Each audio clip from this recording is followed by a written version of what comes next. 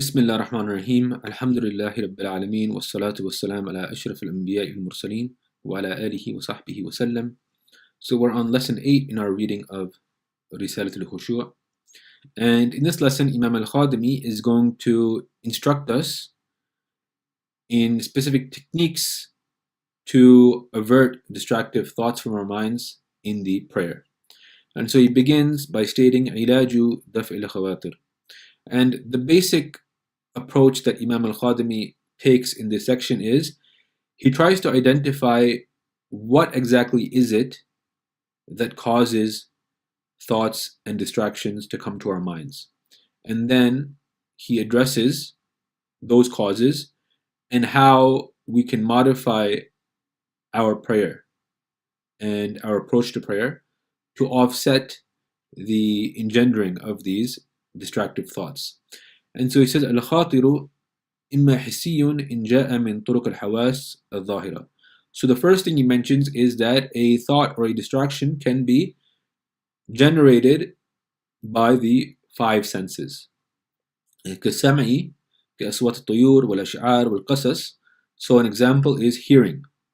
You hear something, you're praying, you hear someone, you hear something, and what happens is this faculty of hearing, because of it, a thought is generated in your mind, and then you become distracted in your prayer. وكالبصر فإنه ينجر منه الفكر إلى غيره ويتسلسل ويكون الإبصار سببا للافتكار ثم تصير الأفكار متسببا بعضها عن بعض. And similarly, sight. You catch sight of something, this generates a thought in your head. And furthermore, this thought oftentimes generates further thoughts.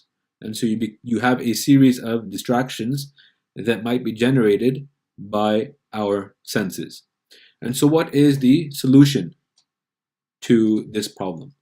فعلاجه قطع تلك الأسباب بغض بصره عن غير موضع سجدته أو يخلي البيت عن عما يشغله أو يصلي في بيت مظلم فيتحرز عن المواضع المنقوشة والشوارع وأما الأقوياء فلا يضرهم شيء. So he says basically what Imam al-Khadimi, the solution that he mentions over here is you need to take measures to ensure that your senses do not become a means for distractive thoughts being generated in the prayer. And so he says that you should not be looking here and there in your prayer. You should be focused on your place of sajda. And this is something the ulama recommended. The ulama said that when you are in prayer, where should you look? Should you look straight? Should you look left? Should you look right? Should you look up to the heavens? Or where should you look? And the majority of ulama said that your sight should be focused on the place where you're going to perform sajda. It should not extend beyond that. And when you look at the descriptions of many of the early Muslims and their prayer, they would be described as people who, after they said Allahu Akbar, they said the takbir, their beards would rest on their chest. And what they meant by that is they would actually put their heads down like this. And so their gaze would be on the earth or towards the earth, on the place where they were going to perform sajda. Because this is again something that offsets distractions. Because when you're looking right and left, then the possibility of looking at something and seeing something and then being distracted by it is more. And similarly, Imam al-Khadimi says that you should pray in a place where there aren't distractive things around. There aren't images, there aren't people, there aren't cars passing you by or bicycles or whatever it may be. And he even goes to the extent by saying that perhaps you should pray in a dark room where you're unable to see anything properly. And thus you have more focus in your prayer. And when we look at the salah of the Prophet ﷺ, this idea of, the first thing Imam al-Khadimi mentions is that keep your eyesight on the place where you are going to perform sajda, and do not make it waver left and right.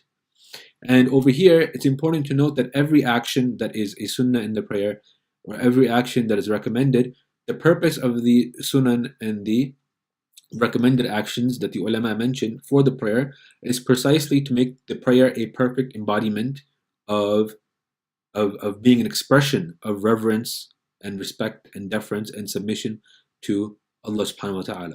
So when we place our hands in prayer in a specific way, that is meant to express a type of reverence and submission.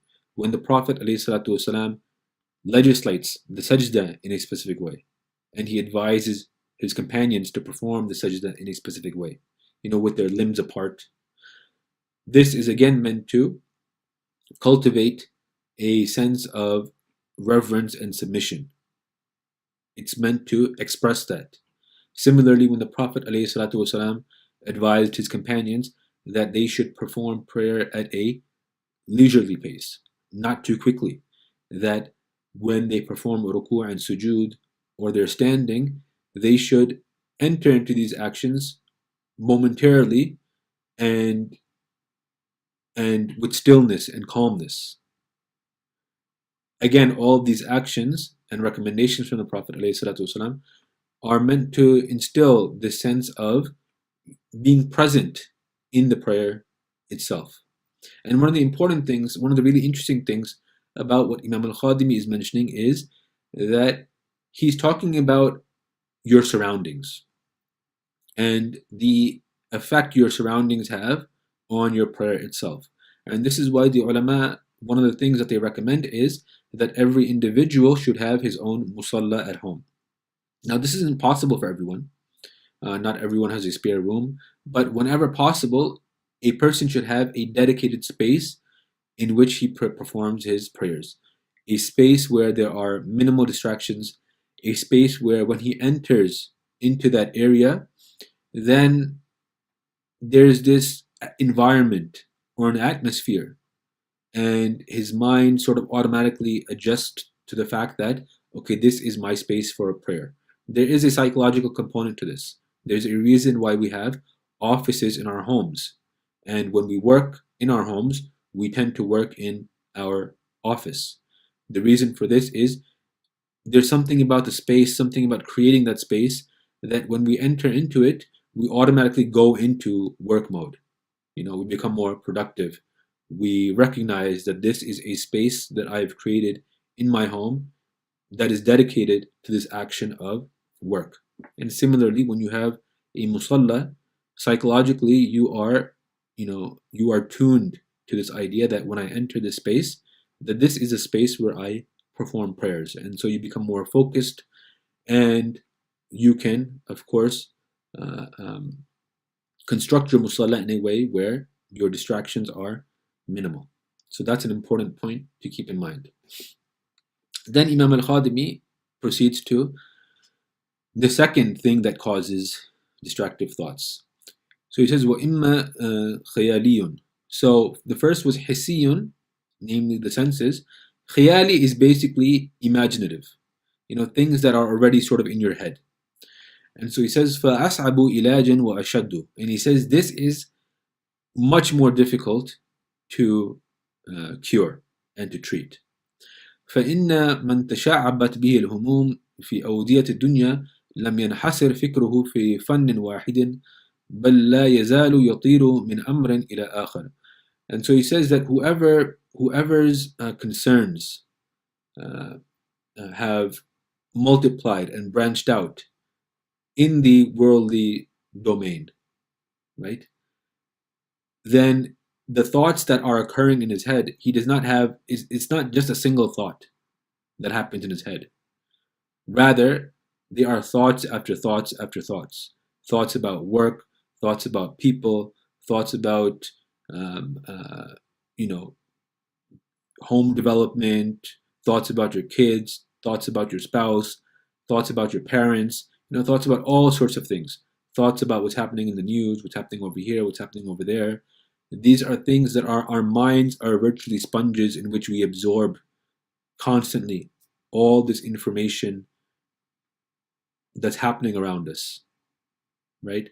And so when we are sort of engulfed in the world, and when our concerns are engulfed in this worldly domain, then it's natural that our minds are always, in this state of uh, uh, thought after thought after thought occurring, and this happens within our prayers as well.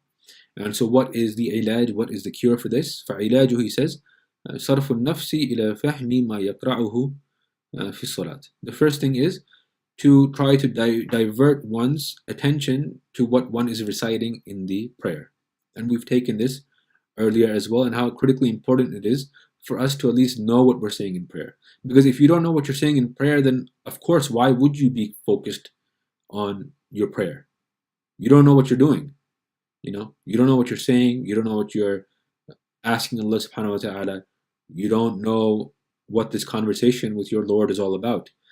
So if you don't have that baseline of understanding, then of course you're going to be thinking about other things. ويشغلها به عن غيره فيذكر قبل تحريمة أمر الآخرة وموقف المناجاة وخطر المقام بين يدي الله تعالى وهو المطلع وأن يتذكر قوله صلوا صلاة المودع بأن يفرض في نفسه أنه آخر صلاة يصليه وأنه آخر عمل يختم به على أعماله. So he says, basically, over here, Imam al-Khadimi is talking about you need to create a mindset in which the prayer becomes important to you, right? So the first thing you do is understand what you're saying in the prayer. The second is create this mindset where you recognize why this prayer is so important. And some of the things that he mentions over here is that before you actually enter into the prayer, before you say Allahu Akbar, think about the next world.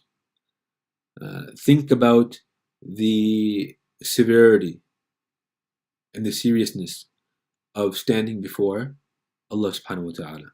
Someone who is aware of all your states, of all your deeds, of what's in your heart and what's on your mind, right? And treat your prayer as if it's your last prayer. Think to yourself, what if this was my last prayer? What if after this prayer, I got COVID-19 and I passed away a week later? And I was in such a bad state that I could not perform prayers anymore. What if this was my last prayer and 10 minutes from now I go out and I get run over by a car, or I get shot, or something else happens to me? So Imam al-Khadimi is basically telling us, transform your mindset. Transform your mindset. Transform the way you look at this act of worship by situating it within the broader understanding of the fleeting nature of this world and the fact that you're going to be appearing before Allah subhanahu wa ta'ala to answer for your deeds one day. And the moment after your prayer, the moment after this prayer that you're performing, may be that moment. It may be the moment where you go back to Allah subhanahu wa ta'ala and you have to answer to Him for what you've done in this life.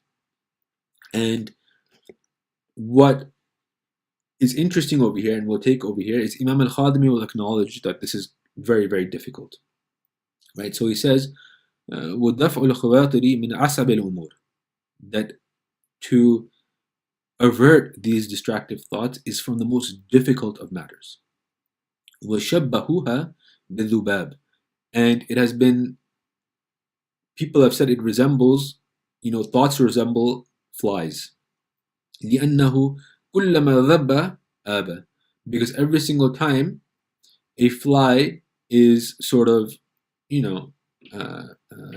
it's sort of basically, it's when it's swatted away, it comes back. It constantly comes back to you. Constantly comes back to you. So you can swat it away once, it'll come back. Swat it away a second time, it'll come back. It'll just keep coming back to you. كذلك الخواطر كلما رددت يحجم عليك من كل جانب. And similarly, thoughts, he says, every single time you sort of overtake it, or every single time you sort of push it away, it comes back and it overtakes you, right? And then he says, وَأَصْلُ كُلِّ ذَلِكَ حُبُّ الدُّنْيَا الَّذِي هُوَ رَأْسُ كُلِّ خَطِيَّةٍ وَهُوَ رَأْسُ كُلِّ خَطِيَّةٍ وَأَسَاسُ كُلِّ نُقْصَانٍ ومنبع كل فساد ومن فيه حب الدنيا فلا يطمعن في لذة المناجاة الصلاة ومن فرح بالدنيا فلا يفرح بالله تعالى. And so he says that the basic cause for all of this, for these distractions, is an attachment and love for the world. And love for the world is the fount, is the source for all wrongdoings. Right? Every wrongdoing comes due to an attachment to the dunya, right?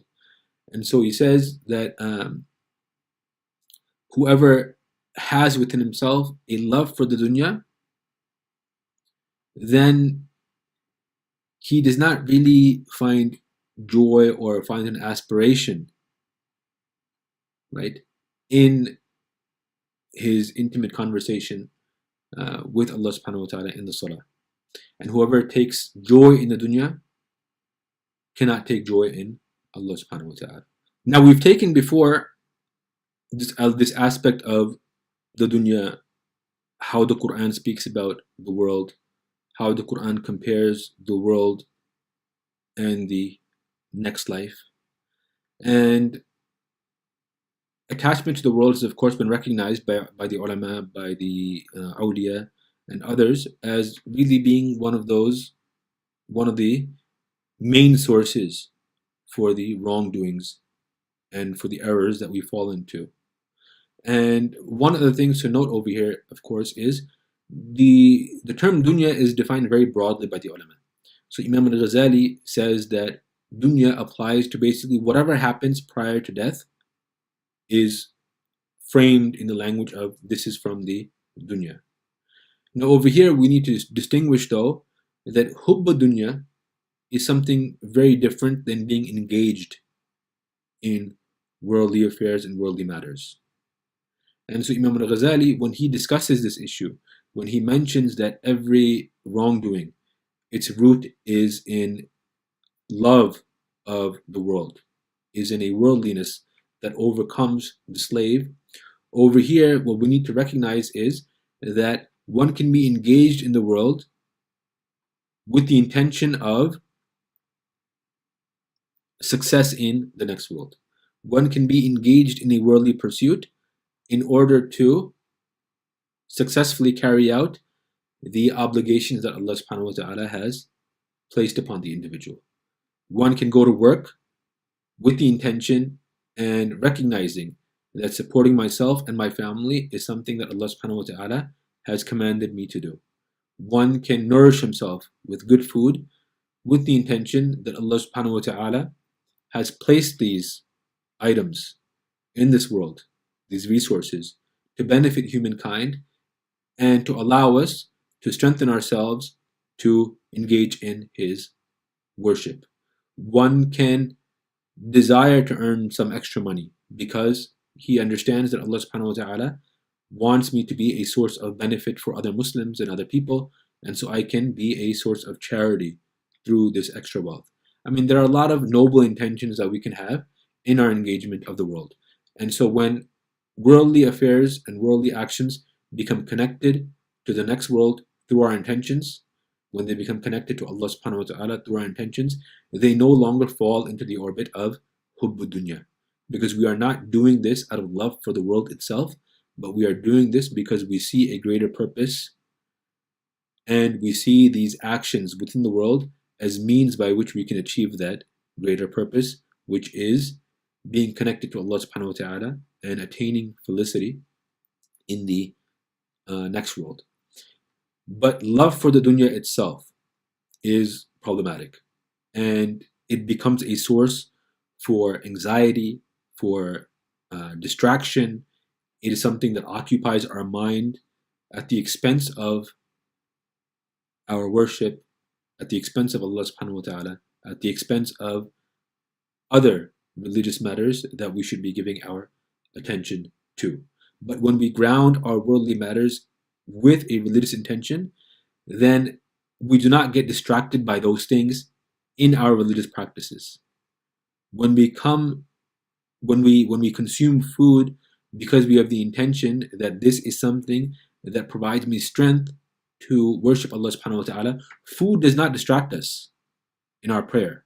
The thought of food does not distract us in our prayer. Why? Because we're in a position where we've already understood that this is merely a means. This nourishment is merely a means that I'm taking to worship Allah subhanahu wa ta'ala, to gain the strength and the energy to worship Allah subhanahu wa ta'ala. So why would it distract me in the actual worship itself? It wouldn't. But someone who simply consumes because he wants to enjoy it, he wants to fill his stomach up, whatever it might be, he is the one who's thinking in his prayer, oh man, I can't wait to get out of this prayer to have my second plate of lasagna or whatever it might be. But someone who has grounded his intention for this worldly action in the deen itself, that thing does not become a distraction within his religious practices. Now, when it comes to hubb dunya, it's worth mentioning some ways in which we can sort of cure our attachment to the world. The first thing which we've mentioned repeatedly in this class is remember the nature of the world. The world is fleeting, it's going to end, it pales in significance in comparison to the next life. And closely associated with that, with the nature of the world, is the nature of ourselves. What is the nature of ourselves? We are human beings who are going to perish. We live a very short amount of time and then we pass away. We don't know when we're going to pass away. Death is always a possibility. It is always around the corner. And Allah subhanahu wa ta'ala constantly reminds us of death and the next life in the Quran. And the Prophet ﷺ, there was a reason why he instructed his companions to remember death and to recall it, and why he termed it and expressed it as the destroyer of all pleasures. Because our attachment to the world is because of the pleasure that we gain from it. And so when we recognize that a time is going to come where these pleasurable indulgences are going to cease, and we are going to have to face Allah subhanahu wa ta'ala and account for all the actions that we've done on this earth, and that those actions will become the basis upon which our eternal salvation or eternal damnation will be judged, then we become more serious about being detached from the world.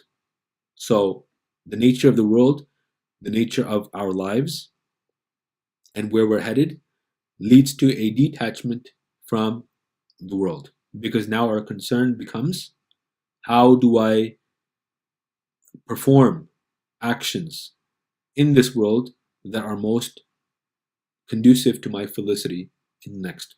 And Ibn Jallah, and actually before I mention that, the Prophet ﷺ actually has a hadith on this point as well, about being detached from the world. And he's asked by one of his companions, tell me something that I can do by which Allah subhanahu wa ta'ala will love me.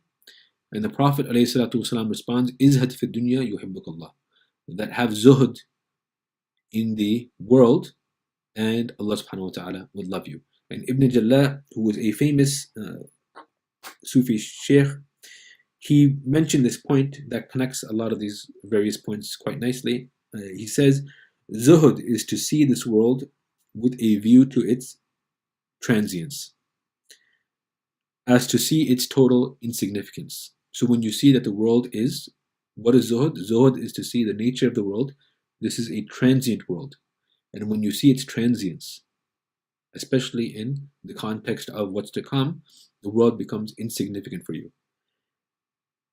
Then when it becomes insignificant to you, turning away from it becomes easy for you. And so all these things are connected. Having a sense of zuhud in your life, recognizing the nature of the world, recognizing the nature of yourself and where you're headed, and then detaching yourself from the world and not passing one's life simply enjoying the indulgences of this world. And one of the things that one of my teachers, Shaykh Nukalar, mentioned in this context, which is, I think, quite relevant, is that his advice was that have a detachment for the world, but have enough of the world in your hand that you're not in a state of anxiety or worry, where your heart is freed from that concern and can now direct itself to Allah subhanahu wa ta'ala. So of course, naturally, people, you don't have a job, you can't pay your bills. This is going to generate anxiety in the individual and concern in the individual. And so he's going to be distracted by these things. He's going to think about, how can I earn money? How can I be more secure? How can I do X? How can I do Y? And so the Shaykh said, he advised that have enough of the dunya in your hands such that these worries don't overcome you, but don't be overly indulgent. And this is, of course, a test of our own resolve, right? It is a test of our own self-control, that we can have a level of detachment from the world where we understand that X amount of the dunya is sufficient for me, and now I can focus my heart on Allah subhanahu wa ta'ala. And this is why many of the ulama advise people that they should have work. Even students of knowledge, they should have work, they should have a stable living condition where they're not distracted by a constant need to go after the world, while at the same time recognizing that you do not try to get as much of the world as possible in your hand. Rather, try to get enough that it does not become a distraction for you anymore. So that's just some practical advice on that point. So then Imam al-Khadimi says, وَهِمَّةُ رَجُلِ مَعَ قُرَّةُ عَيْنِهِ فَإِنْ كَانَتْ قُرَّةُ عَيْنِهِ فِي الدُّنْيَا انصرف لا محالة إليها همه. So he says that the concern for an individual is basically whatever is the coolness of his eyes. And so if the coolness of his eyes is the dunya, then of course it's not a surprise that his concern will be directed towards the dunya. وهو الداء والعلة المزمنة. And it is basically this is a chronic disease, he says. It is a chronic and long-lasting disease. حتى يعيس بعض القاصرين عن دفعها، حتى إن الأكابر اجتهدوا أن يصلوا ركعتين بلا حديث النفس فعجزوا. And so he says that many people have sort of despaired over the inability to push these thoughts away from their minds in the prayer, thoughts of the dunya and attachment to the dunya.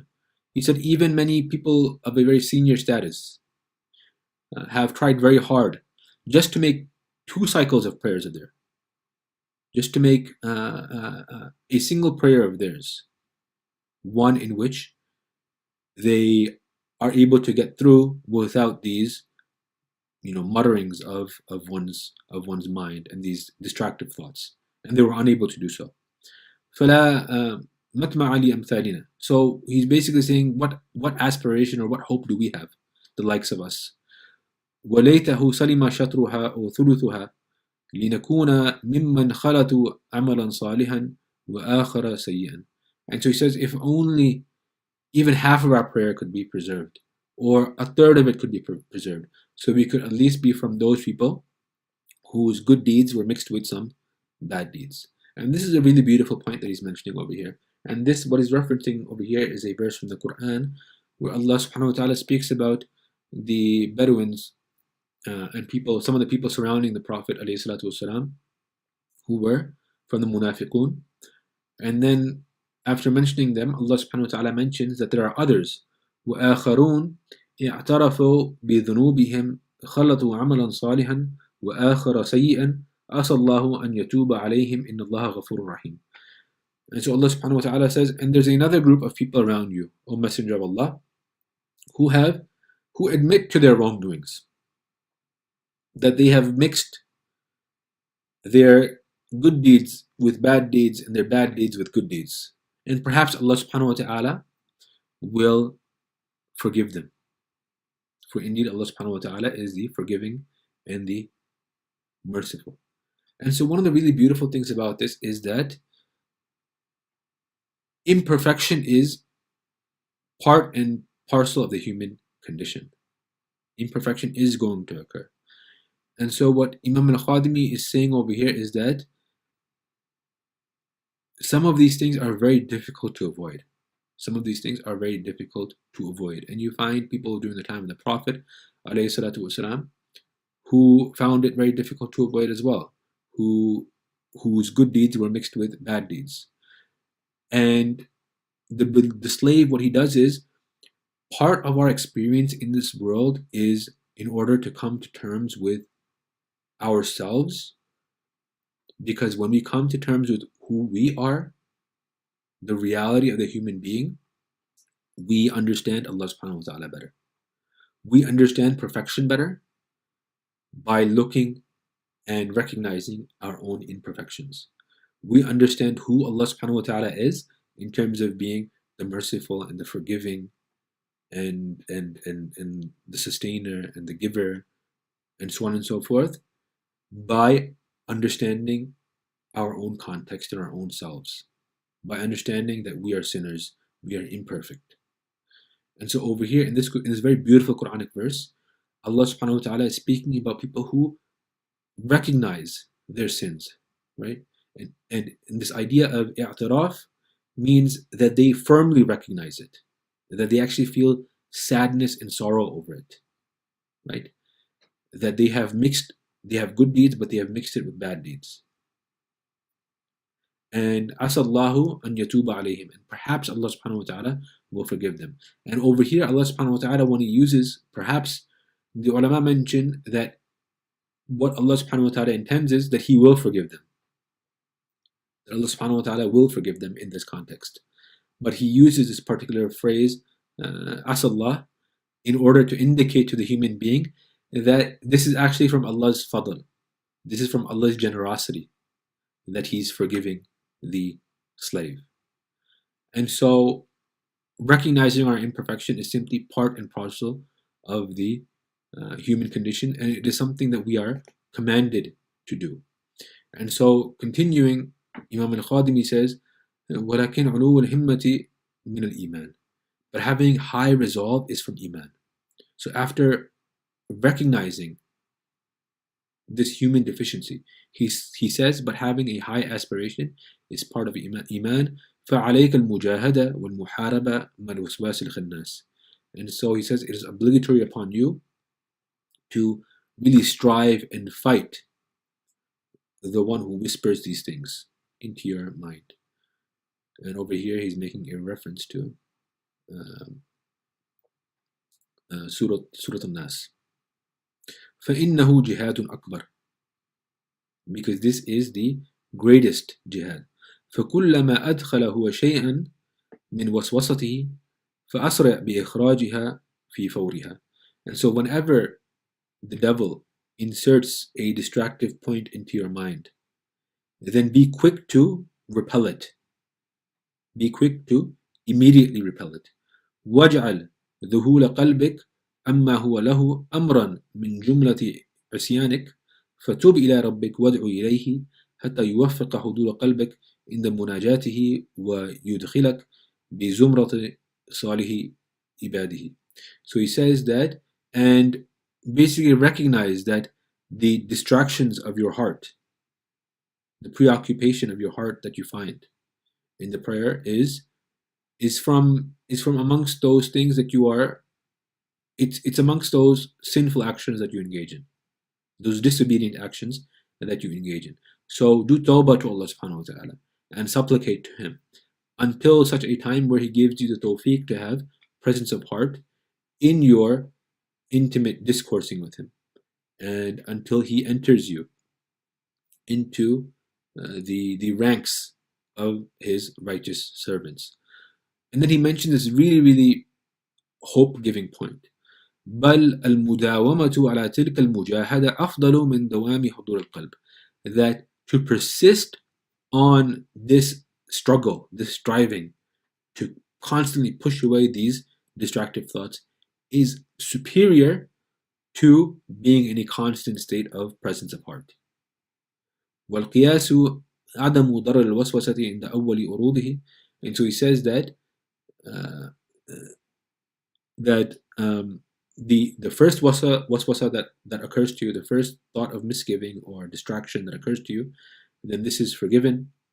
This is not harmful because it is something that naturally occurs to the human being. لأنه اضطراري غير داخل تحت التكليف. This is something that normally occurs to human beings. They don't have any control over thoughts entering into their mind sometimes. وإنما الضرر في عدم دفعه في فوره. But he says the issue is basically the harm that results is from allowing these thoughts to remain in the head and to continue, a series of other thoughts. And so what one should do is, as soon as the thought enters into one's head, which is natural, one should try to push it away, try to avert it, and redirect oneself to the prayer. And so over here, this point that Imam al-Khadimi makes, بل المداومة على تلك المجاهدة أفضل من دوام حضور القلب, is basically, again, it's a recognition of the human condition, that Allah subhanahu wa ta'ala has created human beings to fail. He has created human beings to fall. And this is why the Prophet ﷺ, in a tradition related by Muslims, said that if you did not sin, Allah subhanahu wa ta'ala would replace you with a community or a people that would sin so that He can forgive them. Failure is part of the human condition. Failure, once again, tells us something about ourselves, which helps us better understand the perfection and the utter magnitude and level of Allah subhanahu wa ta'ala. And so failure is something that's going to happen. And this is why the Prophet ﷺ said that every son of Adam is someone who makes mistakes, someone who falls into sin, right? And the best of those who sin, the best of those who err, are those who repent. And so this is something that's going to happen. Allah subhanahu wa ta'ala is going to give us moments in which we have a lot of khushu in our prayer, and then He's going to give us moments in which we have no khushu in our prayer. He's going to give us moments in which we have no distractions in our prayer, and then there are going to be moments in which we are flooded with thoughts, because these are all tests. Who do you turn to? Who are you relying upon? What are you doing in these moments? Do you react in good moments in the way Allah subhanahu wa ta'ala has commanded you? Do you react in bad moments in the way that is pleasing to Allah subhanahu wa ta'ala? This is all part of the test. And so, as Imam al-Khadimi mentions over here, we take the means, we understand that this mujahada is part of the deen, this struggle is part of being in this worldly realm, and it is a high rank, it is something that we should perpetually engage in, and when we fail, we brush ourselves off, we do tawbah, we turn to Allah subhanahu wa ta'ala, we ask for tawfiq, but we keep going. We keep trying to perfect our acts of worship while acknowledging, like those companions around the Prophet did, that we are weak human beings whose deeds are always going to be mixed with a level of imperfection. And this is why the Prophet ﷺ, as we mentioned in the previous class, exerted himself so much in his ibadah. And he did so much to rectify and try and perfect his acts of worship within the salah, such as after salah doing tasbihat, doing extra nawafil, doing extra sunan. Why? All to try and make up for any imperfections within the obligatory prayer.